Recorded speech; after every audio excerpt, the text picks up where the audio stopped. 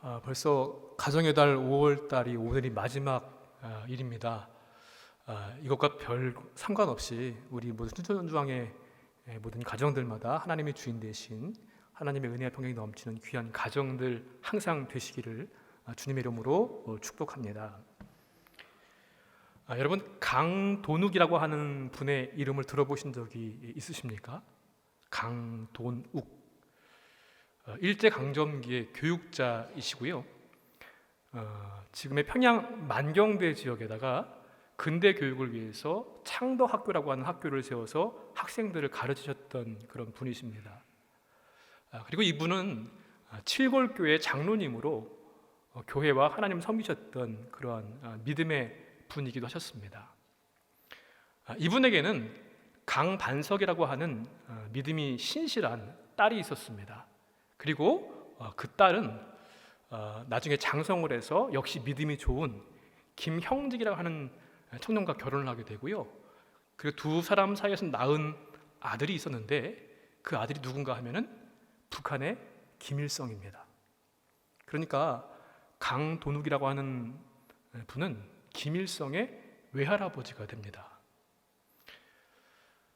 김일성은요, 모태신앙으로 어렸을 때 어머니를 따라서 칠골교회를 다녔었다고 합니다. 그래서 죽기 전에 그 옛날의 기억을 더듬으면서 교회를 세우기도 했었다고 그럽니다. 그런데 참으로 안타까운 것은 이 강반석, 김형직 이 두 분이 아버지로부터 물려받았던 그 믿음의 유산을 자녀에게 잘 계승하지 못했다고 하는 것이 얼마나 가슴 아픈 일인지 모릅니다. 김일성은 하나님을 무시하는, 하나님을 인정하지 않는 공산주의자가 되었고요. 그가 그의 아들한테 남겨준 것이 무엇입니까? 하나님을 무시하는 공산주의, 독재 정권, 또 분단 국가를 남겨주었습니다. 그리고 동족 상잔의 비극과 또 지금도 북한 동포들이 삶같이 죽음과도 같은 그런 삶을 살고 있는 그런 모습을 우리가 잘 알고 있지 않습니까? 1844년 10월 15일에는요 독일의 작센주 레켄이라고 하는 곳에서 목사 집안의 한 아이가 태어났습니다. 이 집안은요 이 아이의 아버지도 목사님, 할아버지도 목사님이시고요, 또 외가 쪽으로는 5대에 걸쳐서 루터교 목사님을 배출했던 그런 집안이고요. 그래서 집안에 대략 한 20분 정도의 성직자를 배출했던 그런 믿음의 가문입니다. 이 사람이 누군가 하면은 독일 철학자 프리드리히 니체라고 하는 사람입니다. 여러분 잘 아시는 이름일 겁니다. 어렸을 때 친구들로부터 작은 목사라고 하는 별명을 들을 정도로 성경을 잘 알고 있었고 또 성경을 잘 가르치는 그런 아이였습니다. 그리고 이 아이도 목사가 되기 위해서 신학도 공부하고 철학도 공부했던 적이 있습니다. 그런데 우리가 잘 알고 있는 것처럼 이 니체는 신은 죽었다라고 하는 선언을 함과 동시에 교회를 대적하는 그런 유명한 무신론자가 되었습니다. 물론 이 니체를 평가하기를 그가 부인했던 것은 예수님이 아니라 기독교다라고 그렇게 평가를 하는 분도 있습니다만은 어쨌든 그는 무신론자로서 그렇게 우리의 기억에 남아 있습니다. 한 세대의 믿음이 다음 세대로 이어지지 않는다고 한다면은, 그래서 영적인 대가 끊어지게 되면은 한 개인뿐만 아니라 한 가문이 무너지고요, 한 사회와 한 국가가 무너지는 것을 우리는 볼 수 있습니다. 이 사실을 사사기 말씀을 통해서도 우리가 볼 수 있는데, 그런데 이 신앙 계승의 문제가 과거에만이 아니라 지금 우리가 살고 있는 이 시대의 문제와 큰 고민거리이기도 한 것이 안타까운 현실입니다. 신명기에서 모세는요 광야 세대 이스라엘 백성들한테 당부합니다. 과거 너희들의 조상, 아버지, 어머니, 할아버지들의 하나님께서 어떻게 그분들을 인도해 오셨는지 그것을 잘 기억하라라고 그 기억을 되새겨주면서 신신당부합니다. 하나님을 잊지 말아라. 그리고 하나님의 말씀을 기억하고 준행해서 순종하는 삶을 살으라고 그렇게 신명기 말씀에 누누이 당부를 합니다. 그래도 여호수아 시대까지는 이 신신당부가 어느 정도는 잘 이어졌습니다. 그런데 사사 시대에 와서는요, 이스라엘 백성들은 종교적으로 도덕적으로 너무너무나 타락했던 그러한 삶을 살게 되었습니다. 오늘 그 중에서도 사사기 17장, 18장 말씀 보시면은요, 이 시대 종교적으로 가장 타락한 모습 가운데 하나인 우상 숭배에 대한 말씀을 기록하고 있습니다. 17장에서 에브라임 산지에 살고 있는 미가라고 하는 사람 그 집안에서 우상 숭배를 합니다. 그런데 18장에 가서는요, 한 집안의 우상 숭배가 한 지파의 우상 숭배로 조금 더 확대되고 더 커졌습니다. 그리고 그 결과 어떻게 되었느냐? 미가의 집안은 쉽게 말해서 망하게 되었고요. 단 지파도 결국 우상 숭배하고 그러한 모습 때문에 포로로 잡혀가서 끌려가는 심판을 받게 되었습니다. 여러분, 이 이야기들 통해서 우리가 놓치지 말아야 할 중요한 요점이 있는데 그것이 무엇인가 하면은 이 모든 일들 가운데 핵심은 무엇이냐? 바로 다음 세대로 신앙 계승이 이루어지지 않았기 때문에 이루어진 일들이었다라고 하는 사실입니다. 오늘 말씀을 통하여서 다시 한번 나에게, 우리에게 베푸셨던 하나님의 그 은혜를 기억하시길 바라고요. 또 하나님의 말씀, 하나님 방식대로 살아갈 수 있는 저와 여러분들, 우리들의 가문, 집들이 되기를 주님의 이름으로 축복합니다. 먼저 우리가 말씀 가운데 깨달아야 될 믿음의 교훈은요, 믿음이라고 하는 것이 무엇이냐? 믿음은 하나님의 말씀과 방식을 준행하는 것이 믿음이라는 겁니다. 내 방식이 아닙니다. 세상 방식이 아닙니다. 편리한 방식이 아니라 하나님의 말씀, 하나님의 방식대로 따라가고 살아가는 것, 그게 바로 믿음입니다. 이 사사시대에 종교적인 타락상의 모습을 대표적으로 한마디로 딱 표현하는 말씀들이 자꾸 등장하는 것을 볼 수 있는데, 이런 말입니다. 그때에는 이스라엘의 왕이 없으므로 사람마다 자기 소견에 옳은 대로 행하였더라. 왕이 없는 것이 아니라 왕은 계십니다. 하나님이신데 그 하나님을 왕으로 인정하지 않고 마치 계시지 않는 것처럼 그렇게 생각하고 살면서 내 멋대로 살았던 시대가 바로 사사시대였다는 겁니다. 여러분, 그 행태를 한번 보시기 바랍니다. 우리 사사기 17장 4절과 5절 말씀인데요, 우리 스크린 나오는 말씀 보시면서 우리 함께 읽어보도록 하겠습니다. 미가가 그 은을 그의 어머니에게 도로 주었으므로 어머니가 그 은 200을 가져다 은장석에게 주어 한 신상을 새기고 한 신상을 부어 만들었더니 그 신상이 미가의 집에 있더라. 그 사람 미가에게 신당이 있으므로 그가 에봇과 드라빔을 만들고 한 아들을 세워 그의 제사장으로 삼았더라. 미가의 집 이야기가 나옵니다. 미가의 어머니가 상당히 부자였던 것 같아요. 그래서 이 미가가 어머니 재산 가운데 은돈 1100, 백냥이라고 할까요? 그것을 훔쳤습니다. 어머니는 누가 훔쳐갔는지 모르지만 그 도둑놈을 저주를 합니다. 그래서 그 아들이 그 소리를 듣고 두려운 나머지 어머니한테 실토를 하고 그 돈을 도로 돌려드렸습니다. 그랬더니 어머니가 그 돈 가운데 200냥을 가지고서 신상을 만듭니다. 하나는 새겨서 만들었고 하나는 부어서 만들었습니다. 그랬더니 이 미가는 그 집에 신당이 있었나 봅니다. 그 신당에다가 만들어진 우상을 두었고요, 거기다 더 첨가를 해서 에봇을 만들고 가정의 우상이라고 할 수 있는 드라빔까지 만들었습니다. 그리고 자기의 아들들 가운데서 한 사람을 제사장으로 삼았습니다.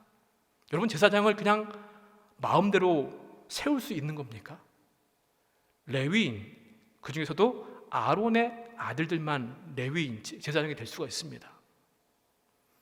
그런데 나중에는 아들 제사장 대신에 돈을 주고 레위인 제사장을 진짜로 고용을 합니다. 이 이야기를 보게 되면은 베들레헴에 살았던 한 젊은 청년 레위인이 있었습니다. 이 청년은 여기저기 살 곳을 찾아서 돌아다니다가 미가의 집까지 오게 된 겁니다. 근데 마침 우리 집안만의 제사장이 있으면 참 좋겠다라고 생각하던 차에 이 레위인이 온 겁니다. 그러니까 미가는 내가 1년치 연봉으로 은 10량을 줄게, 또 옷도 주고 먹을 것도 줄 테니까 우리 집안의 제사장이 되라. 그래서 집안의 제사장이 되었습니다. 아들 대신에. 그러면서 말하기를 이제 진짜 레위인이 우리 집안의 제사장이 되었으니까 하나님께서 복을 주실 것이다. 이것이 이 내용의 주요 스토리입니다. 그런데 그 미가의 집의 우상과 레위인 제사장을 나중에 단지파 사람들이 그것을 억지로 빼앗아 가지고 가정의 제사장이 아니라 단지파만의 우상, 단지파만의 제사장으로 삼았다는 것입니다. 그것이 바로 이제 30절의 내용인데요. 30절 말씀을 또 함께 읽어보도록 하겠습니다. 단자손이 자기들을 위하여 그 새긴 신상을 세웠고 모세의 손자요 게르솜의 아들인 요나단과 그의 자손은 단지파의 제사장이 되어 그 땅 백성이 사로잡히는 날까지 이르렀더라. 본래 여호수아가 지파별로 이렇게 땅을 분배해 줬죠. 그때 단 지파가 분배받은 땅은요, 저 남서쪽 지중해 쪽에 있는 위치한 곳이었습니다. 지도를 한번 보실까요?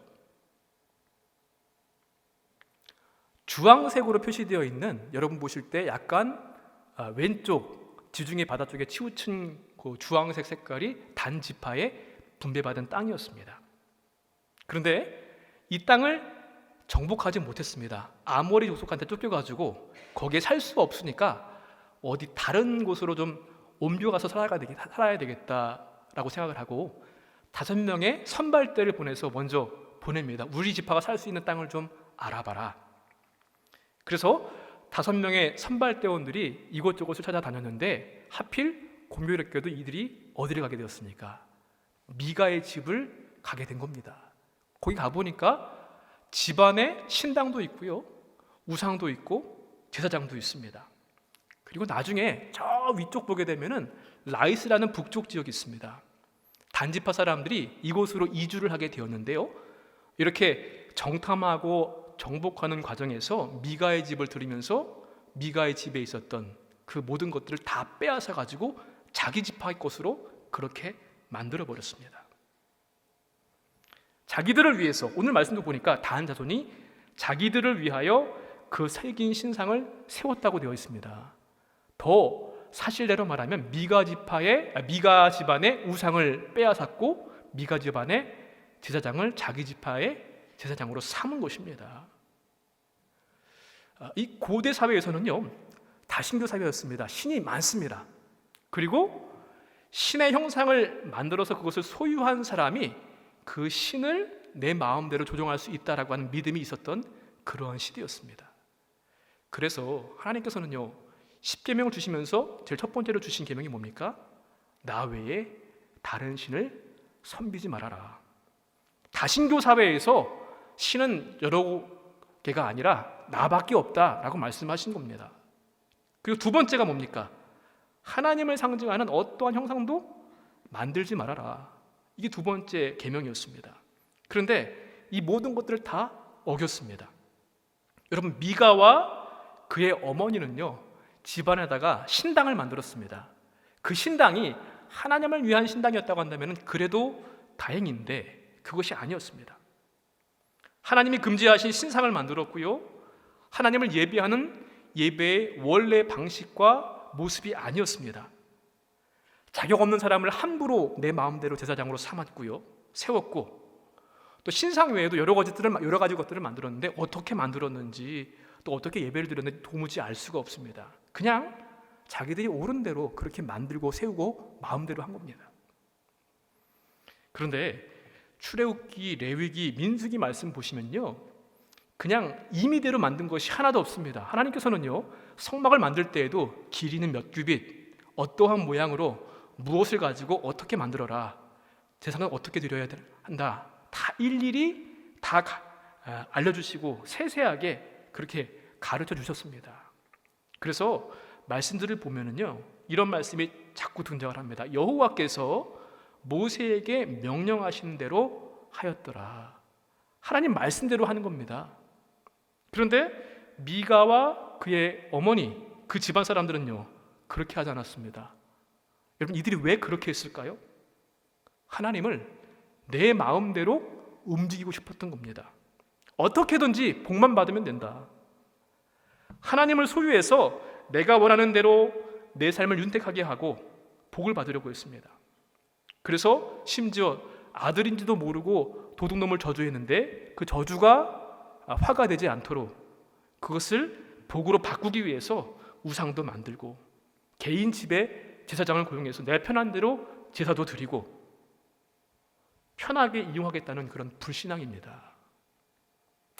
하나님을 섬기는 것 같지만 율법을 어겼고요, 마음대로 하나님의 이름으로 축복하고 우상을 만들어 놓고 하나님을 섬긴다고 말합니다.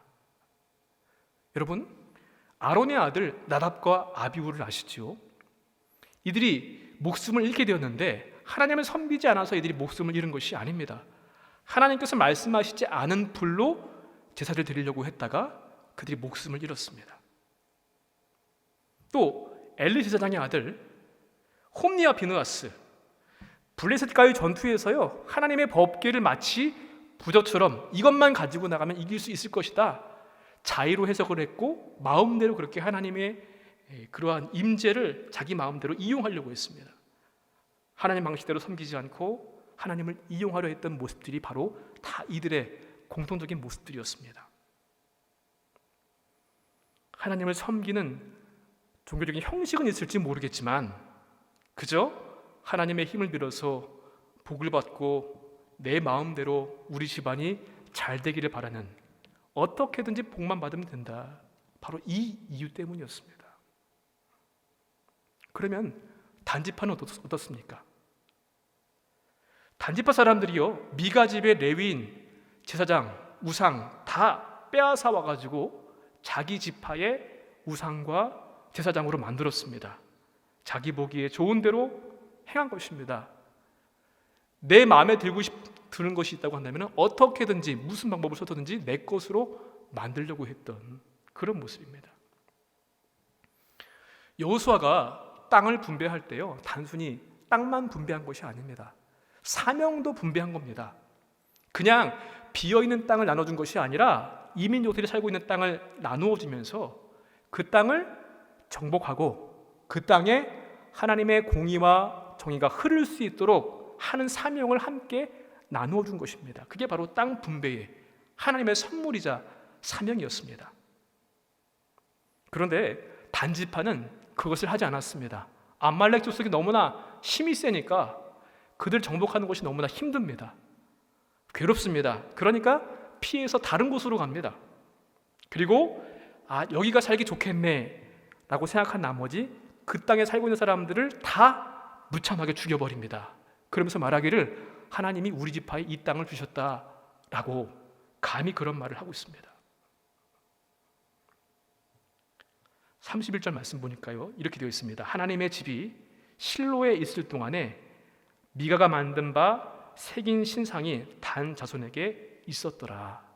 여러분, 실로에는요, 하나님께 예배하는 올바른 예배가 드려지고 있던 그러한 지역이었습니다. 그런데 동시에 단지파 살고 있는 그쪽에서 어떠한 일이 일어납니까?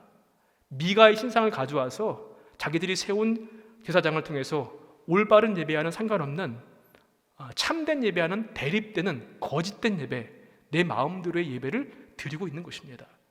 그것이 계속 지금 이어지고 있다고 31절에 말씀합니다. 여러분, 단순하게 미가 집안만의 문제가 아니라요, 이 시대 사사, 종교 지도자들, 레위인들, 제사장들, 모든 사람들이 다 이러한 모습이었습니다. 하나님을 섬겨도 내 방식대로 섬겨도 된다고 하면서 생각하는 것, 이게 얼마나 위험한 생각인지 모릅니다. 사랑하는 성도 여러분, 저와 여러분은 어떻습니까? 여러분, 무엇을 가장 소중하게 여기십니까? 내가 무엇 때문에, 무엇을 위해서 예수님을 믿고 교회를 다니고 있습니까? 또 무엇을 위해 살고 있습니까? 하나님 외에 다른 것으로 내 마음대로 계획한 대로 할 수 있다고 여기는 것이 혹시 있지는 않습니까? 예수님을 믿는 것도 섬기는 것도 잘못된 목적과 동기를 가지고 섬기고 믿고 있지는 않은지 우리 자신을 돌이켜봐야 될 줄로 믿습니다. 특별히 신앙의 연수와 직분, 또 종교적인 열심이 하나님을 잘 섬기는 것이라고 잘못 생각하지 않아야만 하겠습니다. 하나님께서 기대하시는 삶의 변화와 말씀에 대한 순종에는 관심을 두지 않으면서 그저 하나님께서 주실 복만 바라보면서 살아가고 있다고 한다면 그것은 바른 신앙의 모습은 아닙니다. 우리 신앙생활의 모든 것은요, 하나님 말씀에 대한 순종으로부터 출발해야 할 줄로 믿습니다. 내 생각대로가 아니라 하나님 말씀하신 대로 예배드려야만 합니다. 하나님 말씀하신 대로 하나님을 섬겨야만 합니다. 하나님께 대한 믿음이 내 임의대로 또 형식적인 의식으로 변질되지 않도록 우리는 우리 믿음을 다스려야 될 줄로 믿습니다. 그런데 하나님의 뜻을 몰라서 못할 때가 아니라 알지만 하지 않을 때가 더 많은 것을 발견하게 됩니다. 알지만 순종하지 않고 알지만 행하지 않습니다. 여러분, 내 소견에 옳은 대로가 아닙니다. 여호와께서 명령하신 대로 내 생각, 내 마음대로가 아니라 하나님의 말씀을 준행하는 순종의 삶을 살아가시는 저와 여러분 되시기를 주님의 이름으로 간절히 축원을 드립니다. 또 한 가지, 우리가 믿음을 생각할 때요, 특별히 5월 가정의 달을 맞이하면서 더 생각해야 될 믿음의 교훈입니다. 믿음은 내 대해서 끝나면 안 됩니다. 나만 열심히 믿는 것으로 만족해서는 안 됩니다. 다음 세대에 계승되어야만 합니다. 우리 30절의 말씀을 다시 한번 읽어보도록 하겠습니다. 단 자손이 모세의 손자요 게르솜의 아들인 요나단과 그의 자손은 단 지파의 제사장이 되어 그 땅 백성이 사로잡히는 날까지 이르렀더라. 아까 제가 서두에 말씀드렸던 미가 집안에서 돈을 받고 그 집안 제사장 노릇을 하다가 이제는 더 좋은 조건으로 단 지파를 위해서 미가의 우상과 함께 옮겨갔던 사람, 이름도 나와 있지 않았습니다. 레위인 청년 혹은 제사장으로 기록되어 있던 그 사람의 이름이 드디어 밝혀집니다. 이름이 뭡니까? 요나단입니다. 그리고요, 그의 아버지, 그의 조부까지도 이름이 나와 있습니다. 근데 너무나 충격적입니다. 모세의 손자요 게르솜의 아들인 요나단이다. 모세의 손자입니다. 한마디로 단지파에서 우상 숭배의 제사장 역할을 한 사람이 누구라고요? 모세의 손자와 그의 후손들이었다는 것입니다. 여러분, 모세가 어떤 사람입니까? 하나님께서 함께 하셔서 이스라엘 백성들을 출애굽시켜 내었고요, 광야에서 하나님의 말씀과 능력을 전했던 사람, 위대한 믿음의 사람이었고 하나님의 얼굴을 직접 대면해 보였던 그런 사람입니다. 그런데 그 사람의 손자가 지금 우상의 제사장이 되었습니다. 이 사실이 너무나 충격적이어서요, 그래서 마소라 본문 같은 경우에 혹은 킹 제임스 버전 같은 경우에는요, 이 모세의 이름을 바꿨습니다. 히브리어는요 자음만 기록되어 있잖아요. 그래서 거기다가 하나를 더 추가해가지고 모세가 아니라 므낫세였다라고 기록되어 있는 그런 번역본도 있습니다. 모세의 손자인지 아니면은 그의 후손이라는 뜻도 있기 때문에 후손인지 정확히 알 수는 없지만 중요한 것은 모세의 후손들 가운데 이러한 일을 했다는 것은 놀라운 일입니다. 여러분, 레위인 이름도 알 수 없었던 그 청년이 미가의 집에서 머물면서 제사장 노릇을 했던 이유가, 가장 큰 이유가 무엇 때문이었을까요? 돈 때문입니다. 연봉을 얼마 주고 옷도 주고 먹을 것도 준다고 하니까 그 집안만을 위한 제사장이 되었습니다. 그리고 또 이제 한 기왕이면 한 집안의 제사장으로 머무는 것보다는 그래도 한 지파로 좀 더 큰 데서 내가 제사장 노릇을 해야 되겠다. 쉽게 말하면 출세죠. 돈도 더 많이 받고 출세하고 그것을 위해서 그는 옮겨갔습니다. 모세의 후손으로서 신성한 하나님의 주신 임무를 저버리고 먹고 살기 위해서 우상 숭배의 하수인이자 열성자가 되었습니다. 그 당시 영적 상태가 얼마나 타락해 있는가 하는 것을 알 수 있는 그런 대목인데요. 제가 한 교계 신문을 보니까 여러분 요나단 신드롬이라고 하는 그런 병을 아십니까? 어떤 목사님이 그렇게 이름을 붙이셨더라고요. 이 요나단은 사울의 아들이자 다윗의 친구인 그 요나단을 가리키는 것이 아니라 오늘 말씀에 나와 있는 이 모세의 손자 요나단을 가리키는 그 요나단 신드롬입니다. 한 세대가 다음 세대를 하나님의 세대로 세우지 못하는, 그래서 영적인 대가 끊어진 상태를 요나단 신드롬이라고 그렇게 표현을 했더라고요. 아니 어떻게 그 위대한 사람 모세의 후손이 어떻게 우상 숭배의 제사장이 되었을까? 어떤 분이 이렇게 해석을 하는 것을 글을 봤습니다. 출애굽기 18장 6절 말씀 보니까요, 모세가 이스라엘 백성들을 이끌고 하나님의 산에서 광야 생활을 하고 있을 때에 모세의 장인이었던 이드로가 모세의 아내하고 두 아들을 데리고 모세를 찾아옵니다. 이것 때문이다 라고 그분은 설명을 하시더라고요. 무슨 말입니까?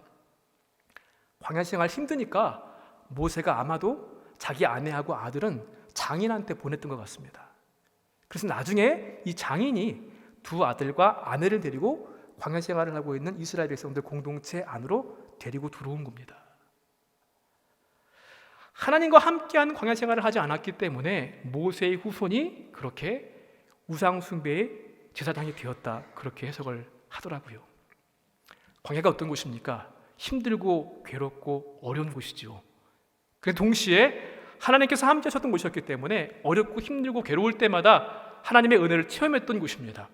그런데 하나님과 함께하는 그 생활을 그들이 함께하지 않았습니다. 하나님을 알지도 못했고 하나님께서 베푸신 은혜, 기적도 경험하지 못했기 때문에 그들은 신앙에서 멀어졌다는 것이죠. 여러분, 하나님 없는 편안함은요, 편안함이 아닙니다. 큰 장애가 될 줄로 압니다. 하나님 없는 물질, 하나님 없는 자리에 있는 나와 내 자녀들의 모습을 한번 상상해 보십시오. 부모로서, 조상으로서 가장 큰 죄는 무엇인가 하면요, 하나님의 말씀을 소개하지 않는 것입니다. 자녀 세대가 하나님을 알 수 없어서 그 말씀에 순종하지 않는 것, 이것보다 더 큰 그러한 심판은 없습니다. 자녀들에게 신앙의 유산을 물려주는 일 역시도 십자가의 길, 순교자의 길을 가는 것 못지않은 중요한 사명임을 우리는 기억해야 할 줄로 믿습니다. 창세기 18장 19절 말씀 보니까요, 하나님께서 아브라함에게 이렇게 말씀하십니다. 우리 함께 읽어볼까요? 내가 그로 그 자식과 권속에게 명하여 여호와의 도를 지켜 의와 공도를 행하게 하려고 그를 택하였나니. 아멘. 여기까지요. 하나님께서 아브라함을 복의 근원으로 만드셨는데요, 이렇게 말씀하십니다. 너의 자식과 너의 권속, 후손들에게 하나님의 말씀을 지켜 살아야 한다. 믿음을 계승해서 그로 말미암아 복의 근원이 되게 하시겠다고 하는 그런 말씀입니다. 그렇게 부르셨습니다. 세상과 동화되어서 살아가는 그런 인생이 아니라 하나님의 말씀과 법도를 따라서 자녀를 키우라고 하는 그런 또 다른 명령이었습니다. 가나안 1세대가 믿음의 계승을 하지 못했던 이유는요, 먼저 하나님의 말씀을 가르치지 않았기 때문입니다. 그리고 부모들이, 조상들이 그 믿음의 본을, 하나님의 말씀 준행하는 모습을 보여주지 못했기 때문입니다. 그리고 어떠한 것보다 편안한 것을 추구했던 모습 때문에 그들은 실패했습니다. 편안보다 영적인 도전을 더 추구해야만 하는데, 그래서 광야 생활은 힘드니까 너희들은 좀 이따 나중에 와. 그게 아니라는 것이죠. 누구나 잘 사는 것을 바랄 텐데요. 여러분, 잘 사는 것이 무엇일까요? 그 기준이 무엇일까요? 부와 명예, 안정적인 삶, 그것이 잘 사는 것일까요? 잘 사는 것의 기준이 무엇이고 어떻게 사는 것인가? 우리가 다시 한번 질문을 던져보는데요. 하나님 말씀대로 사는 것이 잘 사는 것인 줄로 믿습니다. 하나님 말씀대로 사는 그 믿음의 모습을 잘 계승하는 것이 잘 사는 것인 줄로 믿습니다. 우리 지금까지요, 우리 한국 교회 신앙은요, 예루살렘과 유대와 사마리아 땅끝까지 전하는 수평적인 선교회는 열심히 했다라고 그렇게 평가를 합니다. 그런데 아버지의 하나님이 아들의 하나님, 그 아들의 하나님이 손자들의 하나님이 되는 일에는 그렇게 열심을 내지 못했다는 그러한 평가를 들었습니다. 수직선교라고 이야기를 하던데요. 수직선교를 통하여서 수평선교를 할 수 있는 우리의 후손들을 만들어내는 것이 우리에게 주신 사명입니다. 사무엘의 아들도 그렇게 살지 못했습니다. 엘리 제사장의 아들도 그랬고요. 그렇게 선한 왕이었던 히스기야 왕, 그 아들은 가장 악한 왕 므낫세가 되었습니다. 수직 선교를 통하여서 세상으로 보내질 수평 선교에 쓸 하나님의 사람들을 만들어내는 것이 우리에게 주신 가장 큰 사명인 줄로 믿습니다. 저는 말씀을 읽으면서요, 그렇지, 모세의 손자 그의 후손들이 이랬는데 저도 가슴이 탁 멈칫하더라고요. 목회자의 아들인 딸인 우리 자녀들은 과연 나를 어떻게 볼 것인가? 어떻게 살아갈 수 있을까? 이렇게 믿음이 훌륭했던 사람들도요, 자기들만 잘 믿어도 자동적으로 후손들이 잘 믿는 것이 아닌 것을 우리가 보게 됩니다. 결코 쉽지 않은 것 같습니다. 그런데 부모의 신앙이 무너지니까 자녀들의 신앙도 무너지고요, 한 가정, 가문, 사회, 국가 모든 것이 무너지는 것을 우리는 보게 됩니다. 부족하지만 하나님께서는 우리를 통하여서 구원의 역사를 이루시길 원하시고 우리의 후손들을 통해서 그것을 이루어 가기를 원하십니다. 아브라함의 하나님, 이삭의 하나님, 야곱의 하나님이 나의 하나님이 되고 나의 하나님이 우리 자녀와 후손들의 하나님이 되기를 간절히 원합니다. 바라기는 오늘 말씀을 통하여서 믿음이 무엇인가 하는 것을 다시 한번 생각해 보게 됩니다. 믿음은 내 방식, 내 뜻이 아니라 하나님 말씀, 하나님 방식대로 준행하는 것이고요, 그 믿음의 모습은 나만 잘 믿는 것으로 끝나는 것이 아니라 우리 후손들한테 잘 이어져야 될 줄로 믿습니다. 장례 예배를 집전할 때요, 어떤 예배는요, 사별의 안타까움이 있지만 감사한 때가 있습니다. 찬송을 부르는데 유가족들이 함께 찬송을 부르면서 입을 벌리는 모습 보게 되면 그래도 감사합니다. 그런데 장례 예배를 인도하면서 우리 교우들 같이 온 우리 교구 식구들은 찬송을 부르는데 자녀들 가운데 입도 한번 뻥긋하지 못하는 모습들을 보게 될 때 참 안타까울 때가 많습니다. 그리고 나는 그렇게 되지 말아야 되겠다. 우리 자녀들, 우리 후손들이 하나님께서 인정하시고 하나님 더 나보다 잘 믿고 섬기는 그러한 가문, 그런 가정, 그런 우리 모두가 되시기를 주님의 이름으로 간절히 축원을 드립니다.